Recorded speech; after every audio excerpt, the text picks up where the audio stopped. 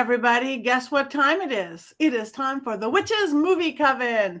Yay! Shake your black hair, shake your hands.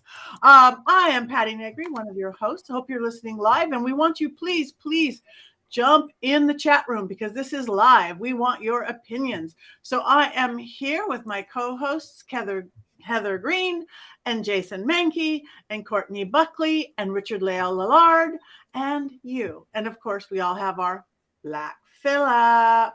So before we get into tonight's movie, which I'm really excited about because we've been doing Disney princesses for a while and this is not a Disney princess movie. Anybody have any big news or want to save it for the end? I just want to talk about this movie. Okay, the movie this week, for those of you who don't know, is the classic, original, 1968, Rosemary's Baby. Dun, dun, dun. And we have to make certain, Courtney, are you sure you watched Rosemary's Baby and not Cilantro's Fetus? Yes, so I sent photographic evidence of what I was watching to the group chat, okay? And it was confirmed that I was on the right one. Okay, good. I have notes. I'm ready. Okay, she has notes on an envelope. Go. So, I'm prepared. As we so often do, why don't we start with Heather, who wrote literally the book on witches and witch movies, to give us a little bit of history about Rosemary's Baby. Well, first I'm going to say is that to tell you how important this movie is and how great this movie is. Thank you, Courtney. I appreciate it. I had it here for when you weren't here. I was channeling Heather. Oh, that's awesome. I actually spend, I have sections of the book where I focus on movies a little bit more, which is in the fire. And this one I focus on because it's a landmark film. And in the first draft of my book, and this is important, bear with me.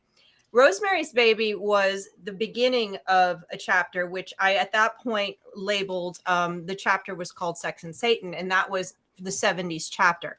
But then I moved it to the end of the chapter called Towards a New Hollywood, which is where it is now, where I talk about it. I end the chapter on this film because this film changed everything. It wasn't the only film that changed everything for Hollywood, but it is a signifier, and it is the signifier within the witch canon of films.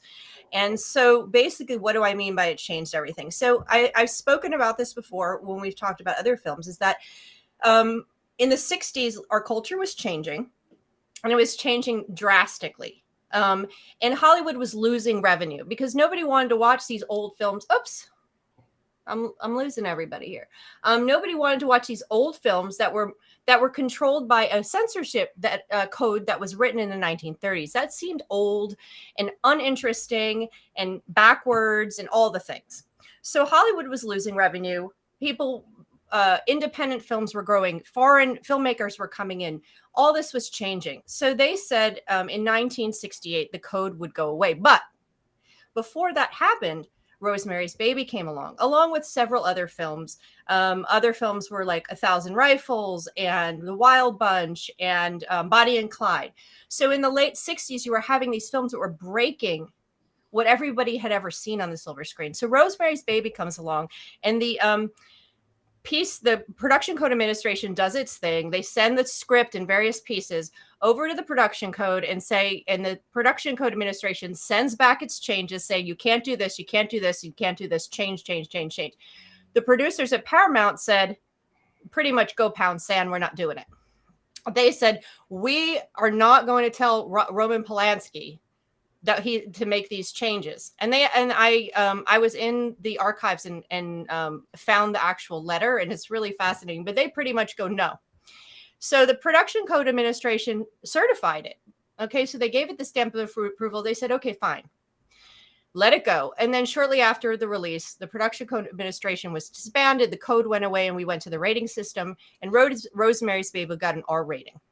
This was landmark for witchcraft films because it heralded in a rash of witchcraft movies, specifically satanic witchcraft horror, mostly B, and I've spoken about this before. This is not the first time the witch is linked to Satan and satanic practice, not at all.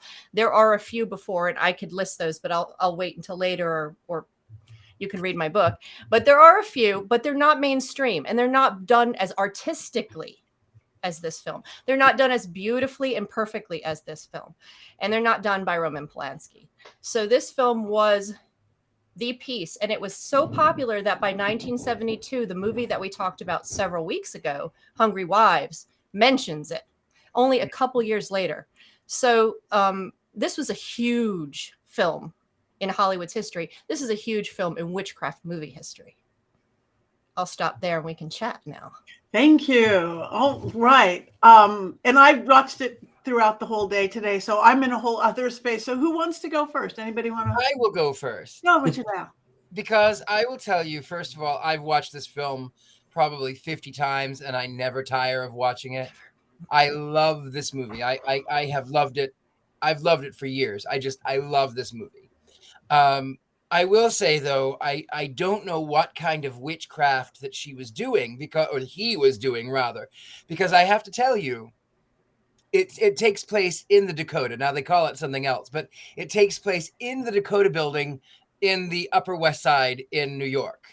And this building is so exclusive. I mean, John Lennon lived here, but they denied both Cher and Madonna, who wanted to live here, because they didn't want to make it into a circus. So people who are living here, these are billionaires. These are artists. These are people who are influencers. These are amazing. And this guy who has done a couple of plays on Broadway, he and his wife, without having lots of money, they move into this amazing apartment on the Upper West Side. What kind of witchcraft is that? Because I want to practice that witchcraft. Really good witchcraft. That is really good witchcraft. And I have to tell you, as much as I love this movie, when she painted all of that original 1882 woodwork white, I thought, you deserve what you get. They did say at the very beginning of the film that the apartment was rent controlled. It is rent. I mean, I'm sure that it was. Sure, it is rent controlled. But still, you're talking about the Dakota building. I mean, this is one of the most exclusive New York City addresses. It's always been exclusive. So They didn't call it the Dakota in the movie, though. They didn't. So I think it was a suggestion that it was the Dakota. Made fair. It really didn't become prominent in the American psyche until John Lennon was murdered there. However, that's why they could get by with it in 1968. People wouldn't quite know. Unless you were a New Yorker, you wouldn't really know. But still, it's a huge apartment on the Upper West Side in Manhattan. I mean, yes, that's some major witchcraft. But see, I don't know the history of the Dakota building. I don't know any of that. And I think it would have hurt me to know that about it. It was just magic, you know? I don't know. If I would have went, oh, that's the fame all the stars live at thing, then it wouldn't have worked. But I think most people, except for you guys or people who know, wouldn't know. I wouldn't know. I think it would have helped me to know that it was some famous building other than a gorgeous building. And I just figured witchcraft. We got him a really good apartment for a struggling actor and his wife who doesn't work. He had been in several commercials and on the radio. Ro makes a big deal out of this several times during the film. Commercials paid more back then. Commercials did pay more back then. Big deal. Very big deal. But still, he's living in Manhattan on the Upper West Side with his wife who doesn't work in this huge apartment, in an apartment that is so exclusive that even Madonna couldn't get an apartment there. No, 1968 didn't know that. There is a level of disconnect that you have to engage with when you watch TV and movie about New York City. Remember how great the apartments were in Friends? Those people didn't have jobs for that. I think there's always this attempt to make New York look more livable than it truly is. So everybody's apartment to the fifth degree, right? Like every apartment is 3,000 square feet. I watch these series on tiny apartments living in New York City because I'm 20 miles away, and I think, oh, maybe I could do that. And then I look at it, and you've got like 200 square feet, and you're paying $3,000, and I go, I could, but do I want to live in a closet? I mean, I came out of a closet for a reason. I don't know, Richard-Lael, your wardrobe wouldn't fit in the tiny house. Your hats and coats wouldn't fit in the tiny house. It's true. It just wouldn't. I would have to have 3 or 4 tiny houses for just my wardrobe alone. Yeah. My shoe closet. No, that wouldn't work. Well, I agree. I'm from New York City Metro, and I could verify what all of you guys are saying. And when I graduated from college and I had friends moving into apartments with their first jobs, nobody was living like they were in Friends. And Seinfeld a little bit better, but not so much Friends. No. But I think someone just said something about didn't the husband know the people in the apartment, the Castevets? And I don't believe so. He didn't know them until he met them later and got pulled into their coven. So he didn't know them going in. They got that apartment. There's no way, even back in the 60s, someone who was in a couple of commercials would have been able to afford a plush apartment in New York City on the Upper West Side. And that one wasn't just the Upper West Side. That was Central Park West. Right. Yeah. So that's even more exclusive. I am being sarcastic about the commercial thing. But she says it like 5 or 6 times throughout the film. She's always going over his credits. But he was in TV and movies and radio too, and commercials, right? I mean, yeah, all over and over. But there's no way they would have had money for that apartment. And then all their new furniture. Yeah. And all those doctor visits to Dr. Saperstein. He's the best baby doctor in New York City. House calls aren't cheap. So. Yeah.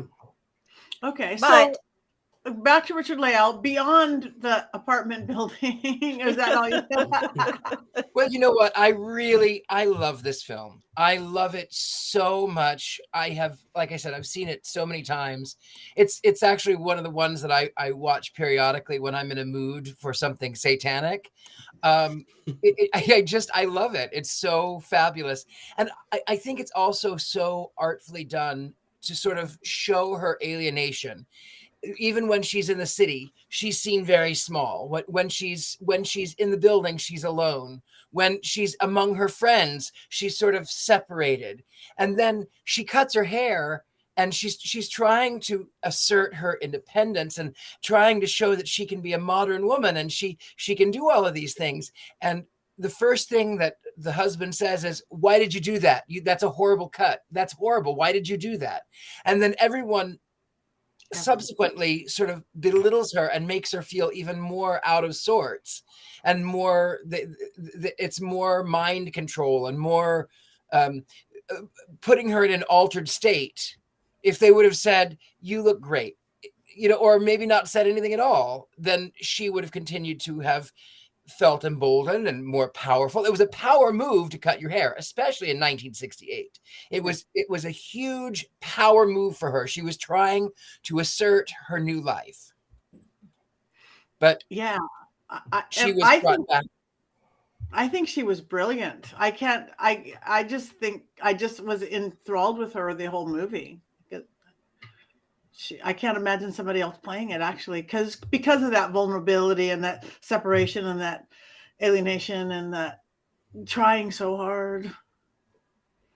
All right, Courtney, did you finish the movie yet? I did finish it. I feel like I'm due for this, but I hated it. Listen, hold on. I'm not saying that it wasn't a well done movie. I respect its spot in history. Don't give me that look, Black Phillip. I didn't like it at all. It was painful to watch. The only part I liked was the end, and that's because it made me laugh. I wrote down, I have quotes that I wrote down because I was like, well, this is problematic, so I'm going to talk about it. There was the line the husband said when she passed out and they made the baby, and he said it was kind of fun in a necrophile way. That was in the movie. Mm-hmm. So I was like, well, okay, I may not like the movie, but that has to be top 10 movie quotes, like number one. I loved it. Towards the beginning, before that, when the police, they came up and the police were, there was like the woman had jumped out of the window or whatever, and was very like, I giggled, but he was like, brace yourselves for bad news. She's dead. Like, and he was like, I didn't have time to brace myself. Like, jeez, simmer down.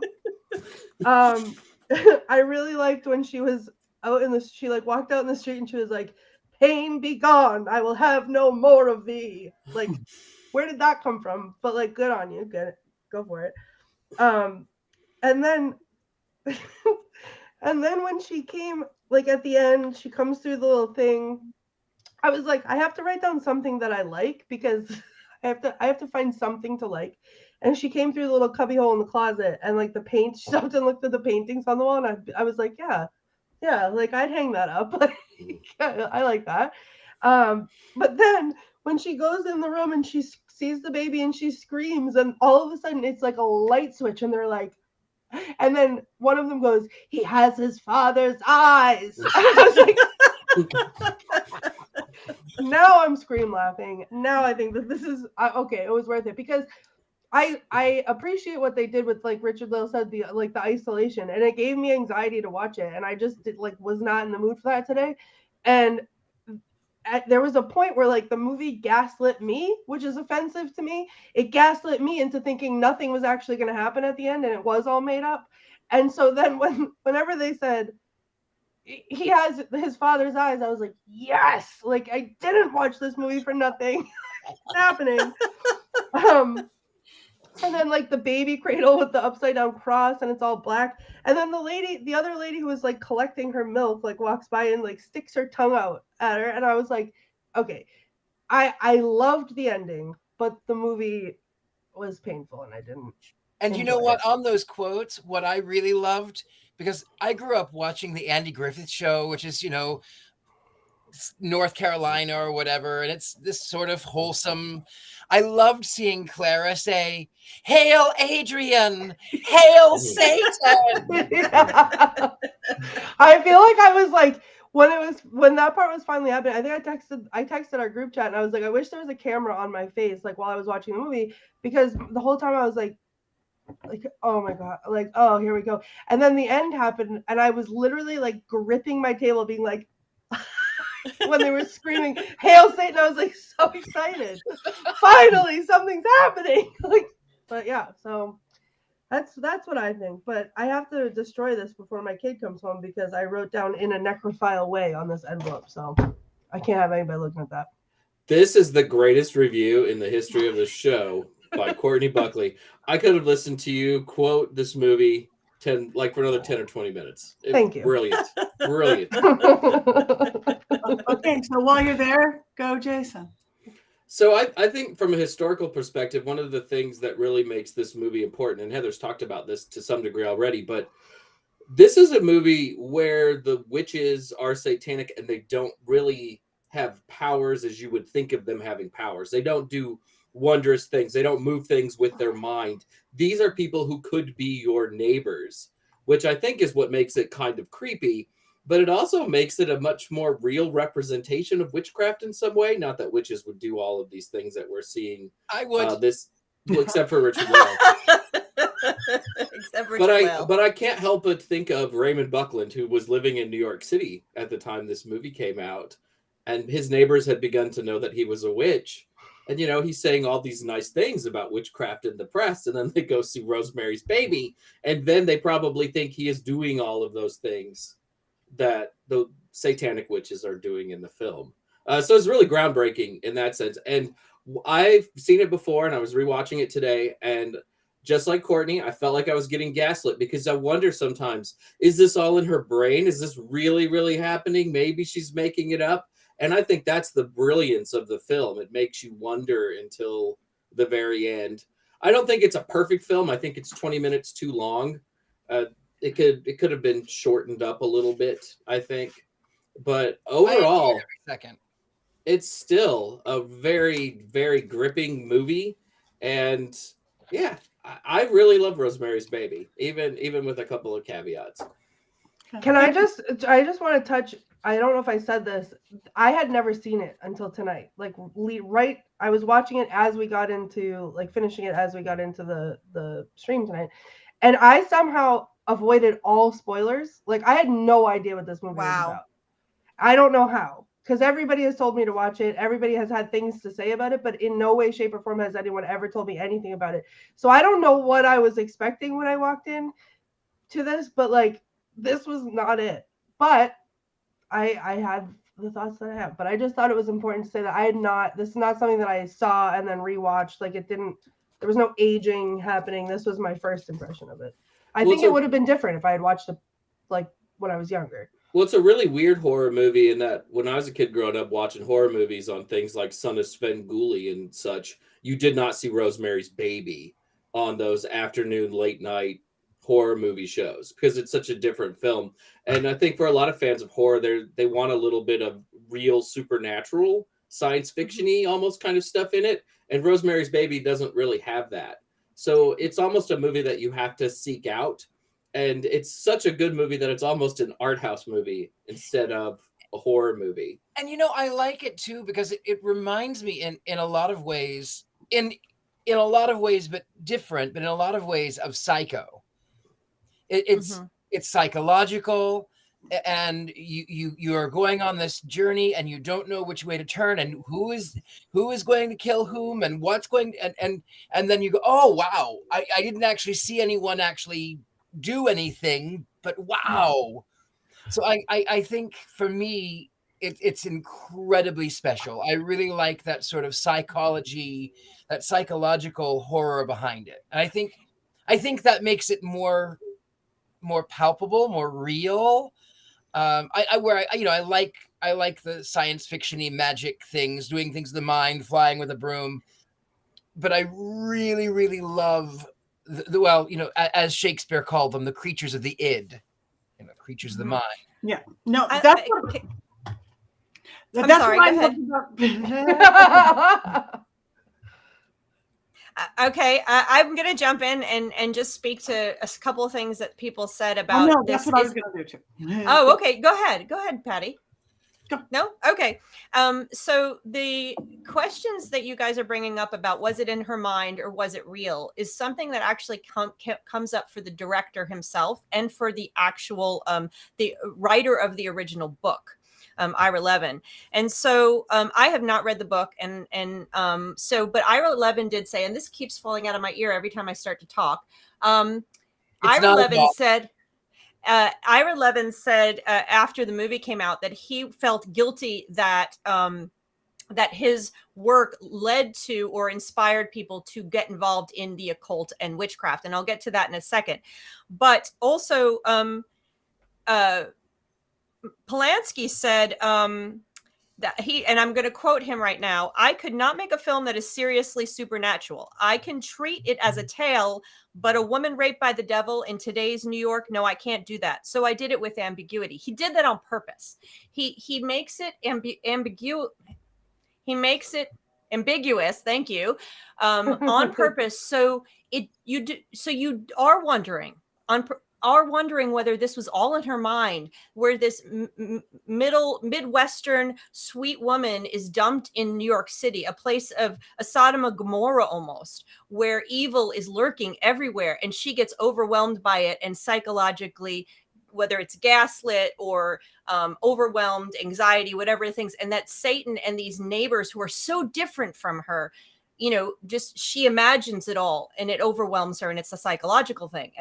Or were they really witches? And he does that on purpose. And that, I agree, that's what is so amazing about Roman Polanski's work as a film director. He's an artist in this film. This is a piece of art. He actually says this, and in one of his one of his interviewers at the time said, I don't think anyone except for a few crazies truly believed Rosemary had been violated by the devil. But the important thing is that for 2 hours, Polanski made it feel like it could happen. And that's an important point. Gets back to what Ira Levin said, is that this was the time when LaVey and Satanism and witchcraft were getting more popular. Like Jason said, Buckland was in New York. This was something that was happening at that time. So people saw this as real. They didn't get the psychological part because this was a time when witchcraft and Satanism and the occult were becoming extremely popular. So it had the opposite effect that Polanski didn't want, perhaps. So I think our reactions are actually pretty accurate. Ira Levin wrote a sequel to Rosemary's Baby about 30 years after the book came out, and it The Sun ends or something? Yeah, but it ends with the whole thing being a dream, none of it being real. So it almost sort of invalidates your experience as a reader when you find out I don't like books that are dreams, right? I would have literally lit the book on fire. Yeah. And Well, I I'm not wonder- a fan of book burning. I wonder, Jason, if he wrote that, and I didn't study the book, so I haven't studied Ira Levin, but I wonder if he did that because that guilt he talked about when the film came out. He felt guilty that he had inspired occult, as if he had inspired occult and witchcraft, but he felt guilty about the film and his part in bringing witchcraft and the occult to the forefront. So I wonder if he wrote that book as a sort of out of guilt. Mea culpa. I guess. I don't know. A little bit of another horror icon film, the Rocky Horror Picture Show, and then the sequel, Shock Treatment, where Janet is in a loony bin and you find out none of it really happened. It's sort of that wah wah moment. Yeah. Glad you were invested in this. Too bad. Yeah, no, I don't like that at all. I want to go back to make some of the comments. Jeff, who left, he kept saying we were ignoring him. We didn't ignore you. We just hadn't got to you yet. And I want to go back to one thing that Mary Jane said too, that she thought that it's the people in the building that made them get the apartment, which it probably was. If everybody hanging around there is witches and Satanists, that's why they got the apartment. Well, and you know, the funny thing is, and I didn't mention this earlier, sorry, I didn't mean to interrupt, but the building itself is one of the most haunted locations in New York City. That basement where she's down doing laundry, I think that was that the, anyway, it's one of the most haunted. In that basement, they've seen shadow figures, and objects will move across the room by themselves, and there's a parade of ladies in white. I mean, the whole thing, it acts as sort of a battery for all kinds of psychic energy. So perhaps that is why the witches do live in this building, and according to the story, they have always lived in this building. Well, what's funny about you saying that is, before, as I was getting into the movie, because they talk about all the people that died there, like in the very beginning, and I was like half listening, like getting myself together, and I was like, oh, okay, like, yeah, this is my kind of movie, like they were talking about all these deaths, and I was like, all right, this is gonna be good. And then I was like but like in the beginning I was like, yes, I would live there. Like, but you find out the deaths that do happen along the way that could be linked to happenstance. The old woman who had the apartment, who died, she died peacefully in her sleep, but there's a little insert where you look at a manuscript that she's written, and she says, I can no longer associate with.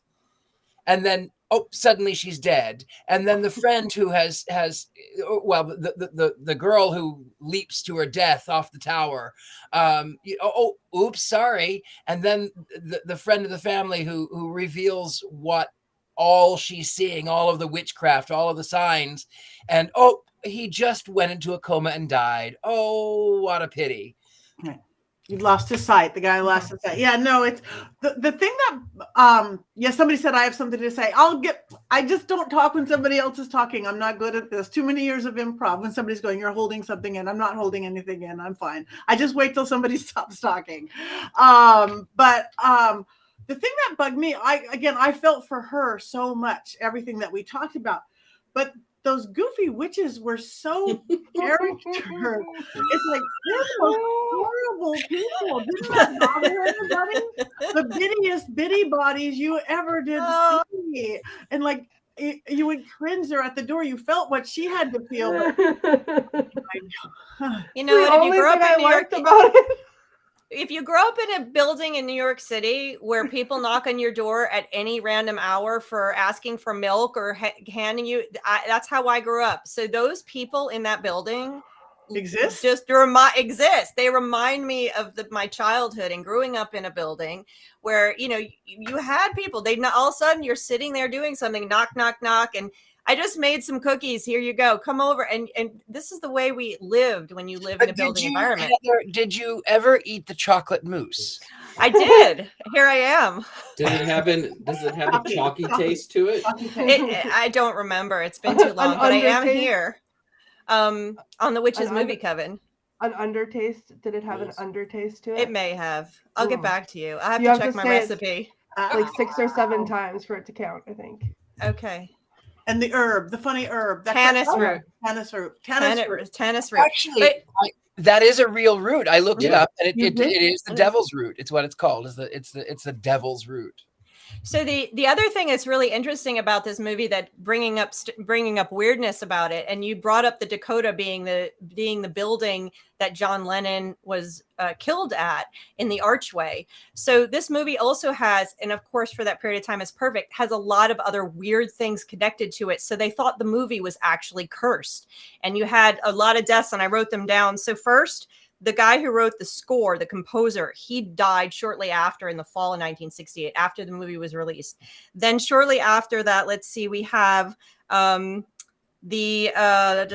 3 where I wrote them in. Then 1969, a producer had massive kidney stones, recovered, and then never did another hit film ever. And then the Levin Ira Levin, he wound up getting divorced shortly after the film, and then he struggled for the rest of his life with his career. And then, of course, the most famous, of course, is Sharon Tate, who was the wife. She actually wanted to play Mia Farrow's character, but she actually was murdered by the Manson family in 1969, and he Polanski had a hard time with that. So this film was plagued right after with a bunch of nonsense, with a bunch of murders and trouble. So they thought the film was actually cursed. Was it cursed?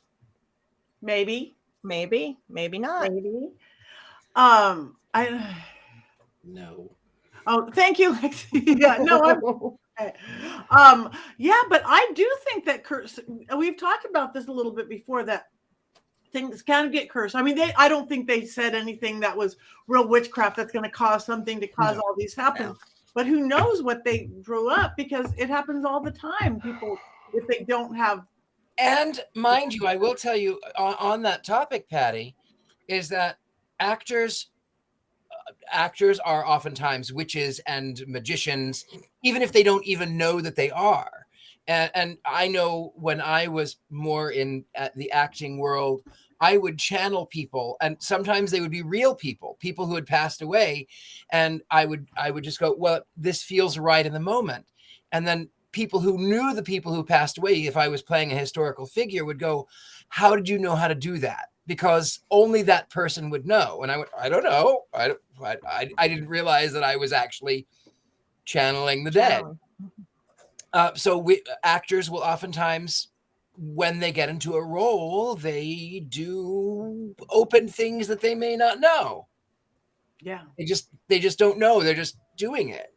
And so I think it is highly possible that in getting into the role of this film, more than likely, maybe even though nothing was actually real magic said, sometimes it's a little bit more than what's seen. I don't know, because they said Hail Satan very fervently. I mean, I say Hail Satan all the time. So right, but I'm saying, they could have meant it by accident, because they put their all into that Hail Satan scene. So who knows? Guy is not his father. Hail Adrian. he has his father's eyes. And all the women in the world, he chose you. You are the mother of the Lord. He's chose you, and all the women in all the world. And then she was like, but see, if I was Satan, I love Minnie. If I was Satan, I would be looking at these people. Oh God, I need some new followers. especially since the fact that they are. they're all geriatric, and even Mia Farrow says, "Well, could we have someone who's under the age of 70?" They're all geriatric, The and they're old people party. But I forgot about that thing. not by the end of the film, though. Like when the last scene of the film, when they're all together, there are several young Satanists there. That is And, true. Yeah. So yeah, the old people set everything up, but they're giving their demonic kingdom to some of these younger folk as well, and making it available to them. But you're right, though. Maybe Until that moment, though, maybe they're just eye candy. Maybe they're initiates. Well, they Perhaps. weren't I'm gonna even say good I enough saw- eye candy. They Right, weren't I even saw good that enough. naked scene. There was a lot of doing it in this movie, and I saw that scene where everyone was naked, and I looked directly at some things that I wish I didn't, and I'm gonna say it's not eye candy, it's eye poison. I mean, And I I'm taking enjoyed a it. stand. the I human body enjoyed is a beautiful thing in all of its forms. I agree. Well, I agree. Yeah. I agree. I was aggressed. I was aggressed by that scene because I did not know it was coming. But they I kept wasn't it prepared. shadowy. The people they needed to keep a little shadowy. They did. Yeah. I noticed that of certain people that maybe didn't want to show their naked body, but they did whatever they had to do. They kept it properly shadowy, fine lighting for That was those. a lot. Maybe it was a lot.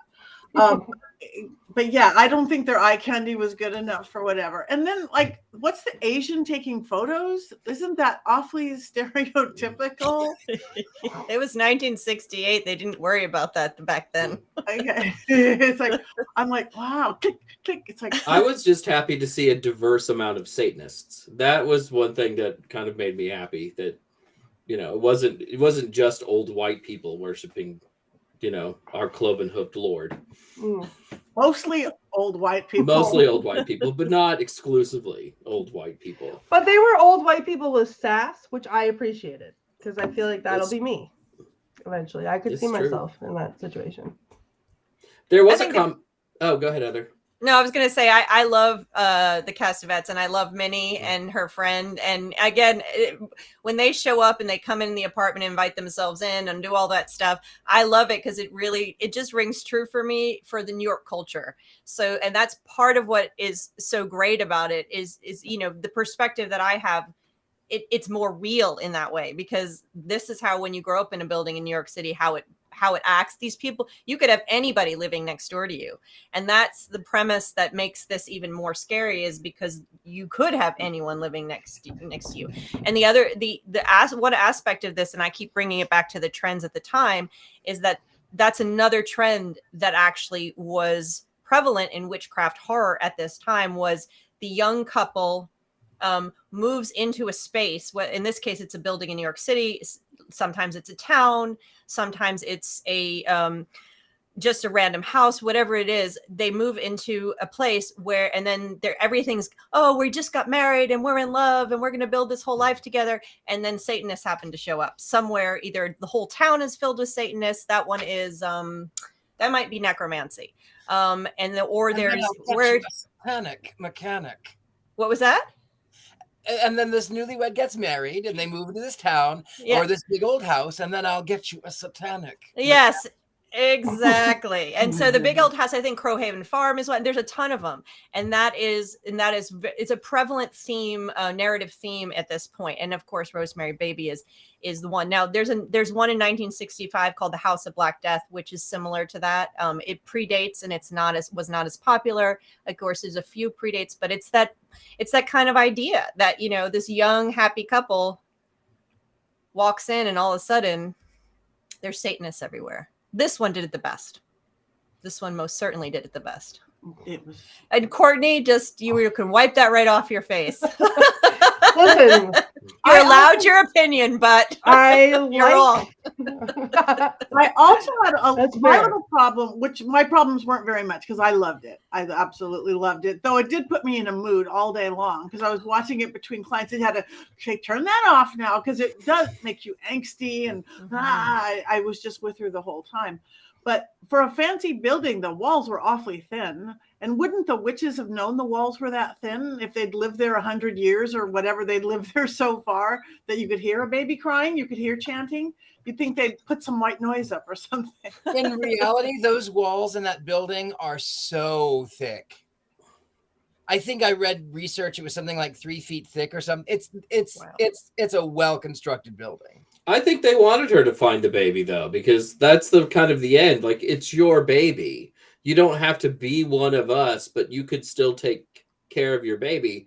And you can see her falling in love with the baby at the very end. We never see the baby, and we only have kind of her word that the eyes are what they are, or whatever is going on with the child. But you could tell by the end that she's all in. She's going to raise this kid, and she's going to be stuck with him, and then they're going to get a spin-off sitcom, you know, and it's going to be great. And why didn't they? Get a spin-off sitcom? Well, you know, do a Rosemary's Baby 2. They did. Oh, They did. There was a TV movie starring Patty Duke from the Patty Duke Show called Whatever Happened to Rosemary's Baby. And Ginger from Gilligan's Island is actually in the film as a sex worker, and she takes Andy, Adrian's virginity during the film. Yeah, so there was a sequel, though it was not based on anything that Ira Levin ever wrote. It didn't have anybody from the original film except for Minnie, who did win an Oscar too for her portrayal in the original film. She showed up. She was the only one. Everybody else was recast. So it really was sitcom. Patty Duke and Ginger. So the sitcom actors redid it. I can't imagine that had the same feel though. And they redid it. And I never watched it, the new version of Rosemary's Baby. I think it was a mini series. So I think, if I remember correctly, I did not watch it. And you know, you don't want to touch this. I at some point I will watch it just to watch it because I should, but it had a really great cast. Zoe Saldana played Rosemary. The movie is weirdly set in Paris, which kind of ups the alienation for an American in Paris, not really knowing the language and how to get around. And the dude who plays Mr. Malfoy from the Harry Potter, Jason Isaacs, he's also in the film. So it has a relatively good cast, but it also has a 4-hour runtime. And if you thought the original was long, wow, I've got something to give you. It's way too long. It's not particularly good. I never really love when they change when it goes to a miniseries. It's very rare.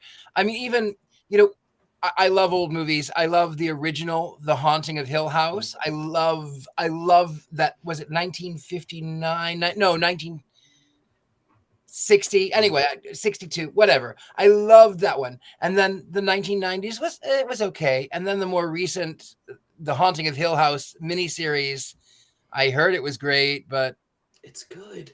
It's so good. It's so good. It's not the story. It's not the way that the story goes. And I loved the book so much, and it's sort of, you know, and I loved the 1962 film, and it's the same thing with Rosemary's Baby. I love this movie. Like it's one of my favorite films ever. It's a lot, but I love it. So I don't know. Miniseries, I think I'll skip it. Maybe I'll read the book. Probably I won't. I just looked up the sequel because now that I enjoyed that last scene, maybe I would enjoy the sequel. And it says, look what's happened to Rosemary's Baby. The first scene opens with the Coven preparing for a ritual, only to discover that Adrian, Rosemary's baby, now 8 years old, is missing from his room.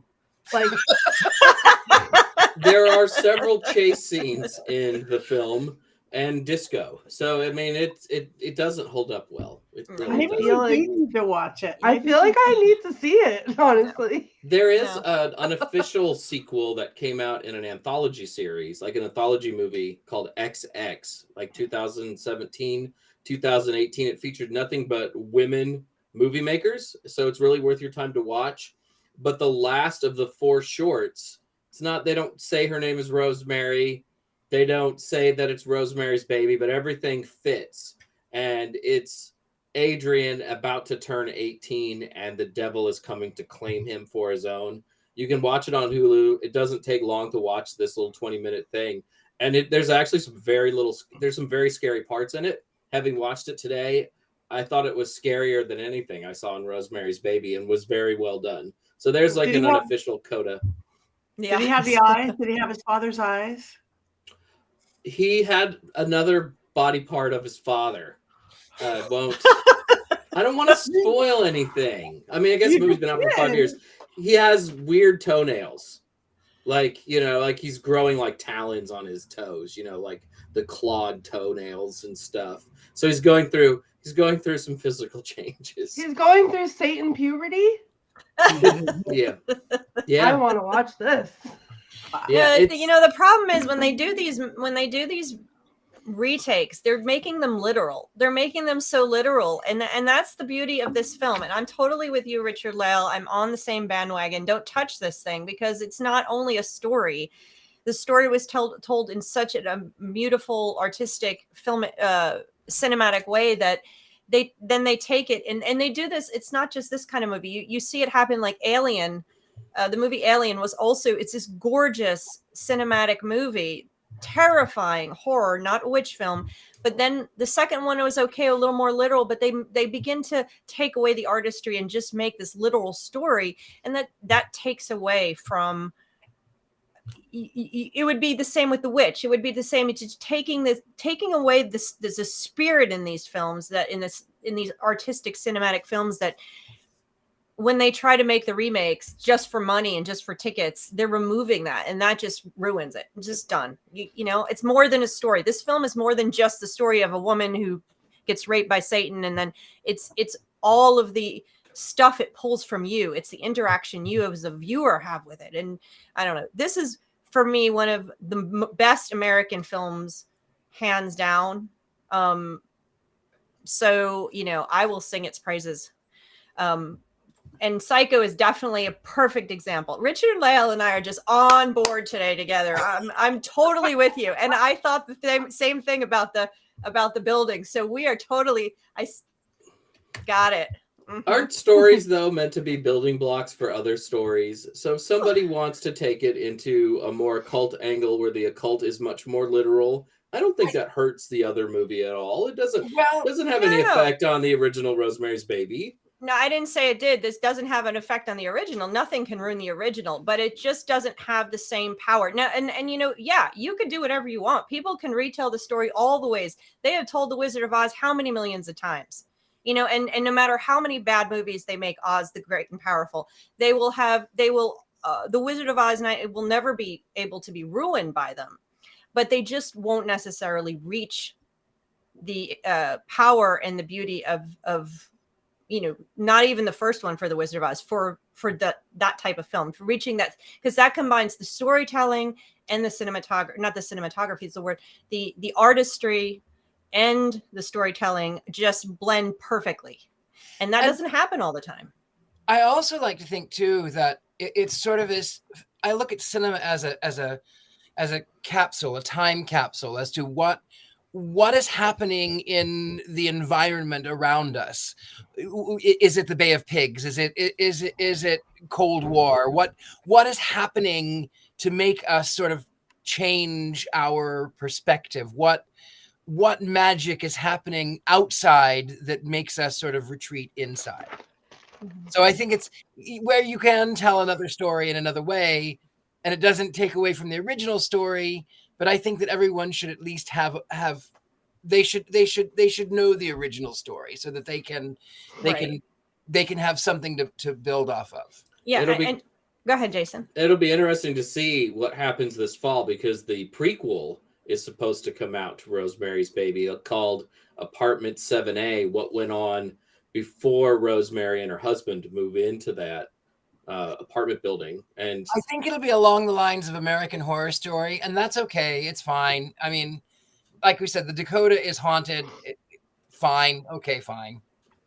And I think that, you know, just to get back to this point, is that I don't think I don't mind the retelling and telling and retelling of stories at all.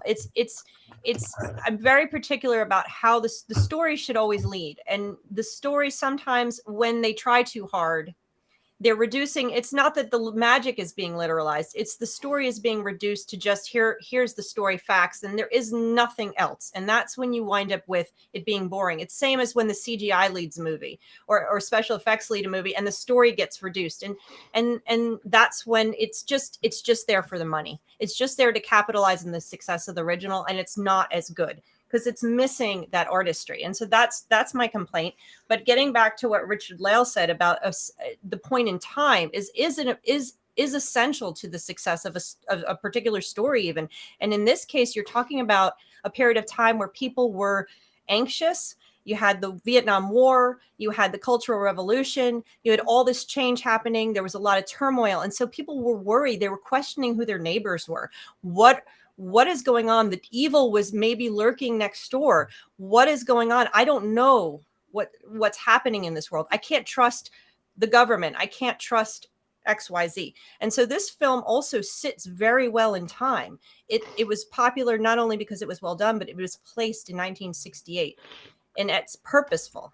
And you can't take a film out of its time and expect it to be as successful and speak to audiences. Although today, like Jason said, we might be able to see the success of a movie like this with its themes today because we're in a similar period of time, culturally, socially.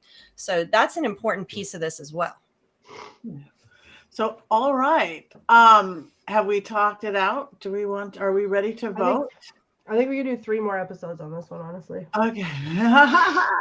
So much to say. So much. Only if, Courtney, you do more quotes.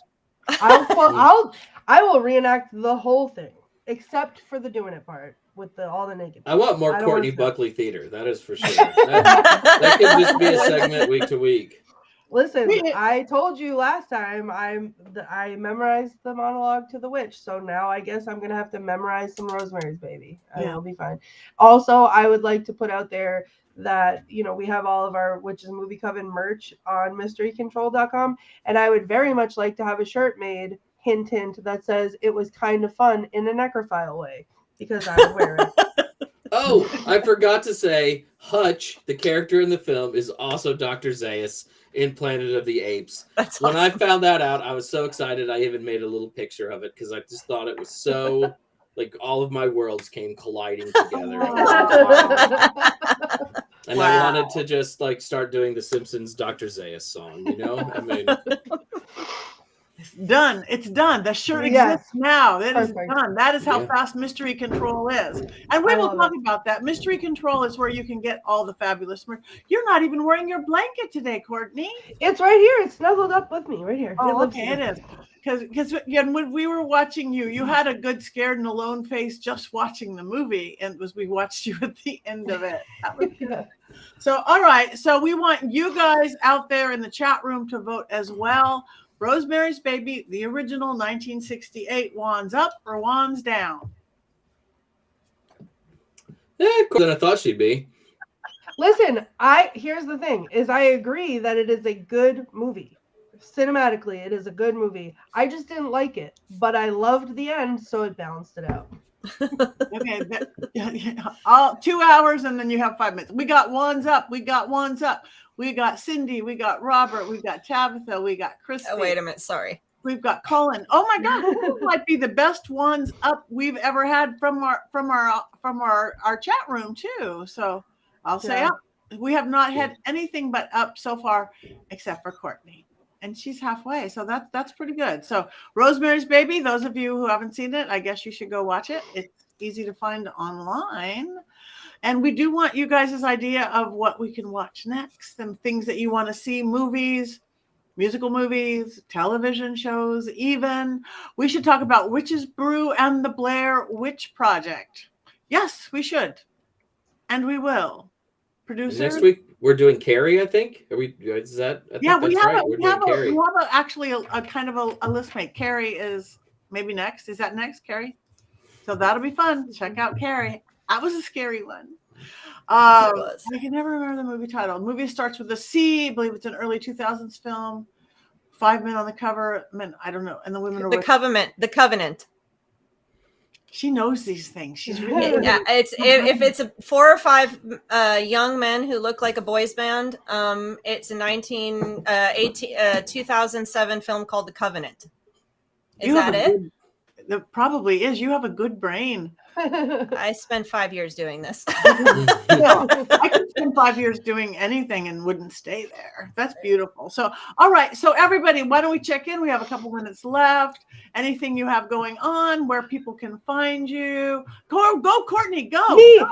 I have something big happening. I am leaving my house on Saturday, and I am going on the road trip of all road trips. I'm going to 3 different haunted locations in 3 different states, one of which is my most treasured bucket list place, the Villisca Axe Murder House.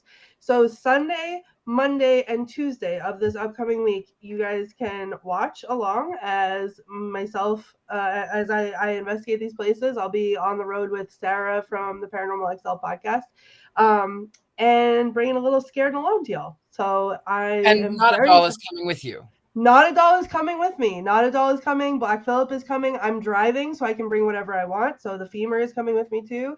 And it's going to be so exciting. So you can find us at scaredandalone.com or at the Femes on all the various social medias. We're doing overnights at 2 of the locations, like complete overnights. So after the show is over, we will still be there. So tune in, because we're going to be live. I can't sleep a wink at Villisca Axe Murder House. I can't. So I have to take full advantage of that. Are you bringing your Crocs flashlights? Oh, yes. So thank you for reminding me. I got the best gift today. The very first episode of Scared and Alone, I was talking about putting my Crocs into sport mode, right?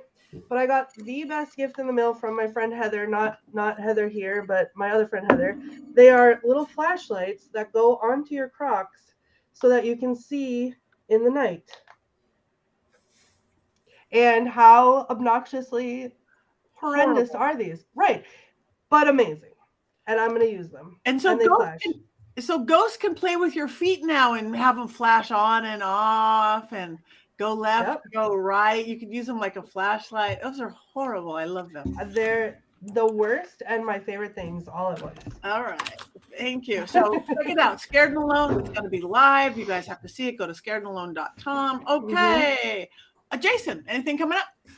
In 2 weeks, I will be at Florida Pagan Gathering in, surprise, surprise, wait for it, Florida, for 3 or 4 days to celebrate. I think the event lasts 4 days for Beltane. So I'm very excited about that and looking forward to getting over to the East Coast. Yay. Awesome. Heather. I don't have much going on now, just doing my day job. I got to spend the whole day. I was doing some work on an author's manuscript that was focused on Satan, so it paired nicely with today's movie. That was a ton of fun, so I had a nice satanic day, so to speak. I am on the board for Mystic South Conference, and we're gearing up right now, and I found out I am going to be doing a haunted doll workshop there. And so I'm so excited because I'm also going to bring some of my older dolls, and I've been just fixed up a couple of them who are from the 1930s. So just had to get some new clothes for them and reattach their heads and such. So that's going to be really exciting. That's in July in Atlanta. So come out if you are in the Atlanta area, get a hotel room, come for the day. It's Mystic South Conference, again, in Atlanta.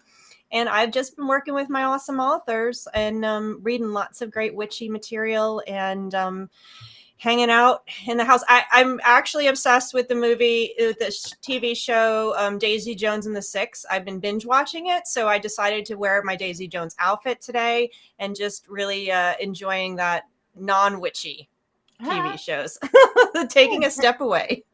Perfect. Thank you. All right. Richard-Lael. You can find me at universitymagicus.com, where I teach with you. We all do all kinds of spiritualism, occultism, magic, witchcraft, help you to hone your own spells and witchcraft. You can also see me on Scared and Alone. Courtney already plugged that one. And then you can see me at SatanCon coming up, I think, on the 27th in Boston. And of course, you can find me at The Gentleman Psychic. I'm everywhere. I'm everywhere. Anywhere The Gentleman Psychic is sold. Richard-Lael Lillard is anywhere. I'm easy. I'm so easy. Never mind. I'm not going to tell you how easy I am. Thank you very much. So like him, follow him, all of our social media. My name is Patti Negri. I have coming up, I'm going to be, this next week, I'm going to be at Spirits in the Spring in Wisconsin, at Broadhead in Wisconsin. And that's going to be really fun. Lots of great people there. So if you're in the area, come on down. That same week, I'm headed to Bisbee, Arizona. I'm doing 5 days at the Copper Queen, a very haunted old Western hotel that'll be leading ghost hunts and seances and fun, intimate. I mean, we're going to max out at like 26 people because that's all that fits. So this will not like a big Paracon. I'm really excited. And then I think I'm moving to Ventura Paracon. And so just go to pattinegri.com. You can get to my correct social medias from there. And please follow us, like us. That makes a difference for all of us. Sign up for our newsletters, whatever we have, and tell your friends about us. And come back next week because it's 7:00. So we have one more thing to do. And get a black Phillip. Lexi said it earlier. I was going to say, everybody needs a black Phillip. Everybody needs. So 1, 2, 3.